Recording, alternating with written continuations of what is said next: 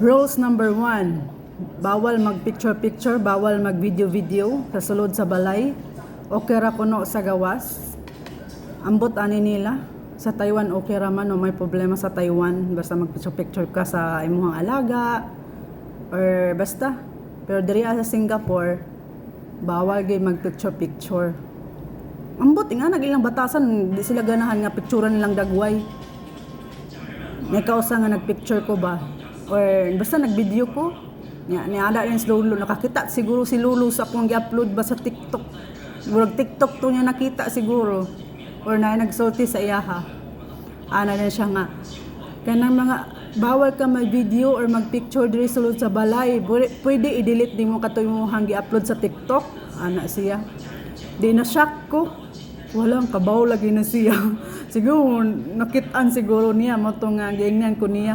Mo to akong tubag ako ra pong giingnan nga o sige. O wala naman to Ako naman tong gi-delete nga account nga TikTok nako. Wala na tong mga videos. Ana din siya okay pero next time ha kanang ayon na pag video ayon na pag picture diri sulod sa balay especially imong alaga si Lula bawal ka mag-picture daw nya akong una-huna kung i-upload na ko ang picture ni Lola sa kuan sa social media ako man tabunan og sticker di man ako na ikuan niya hang nagway pero ako nagsaba pod motong ako nang giingnan siya nga next time di na ako buhaton nga mag-picture or mag-video diri sulod sa balay. Ana din siya, sige, salamat. Nya, ana siya nga, pwede ka mag-picture, mag-video pero atos gawas. Unsahon man ako nang gawas animal.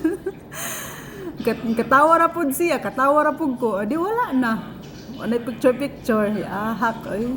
Boring ka yung Singapore. Pero sa Taiwan, okay naman sa Taiwan. Picture kasi mong alaga. Wala siya problema. Wala pakialam ang mga anak or bana or asawa. Wala pakialam. Pero diri sa Singapore ay ambot lang. Daghan bawal. Ay nako.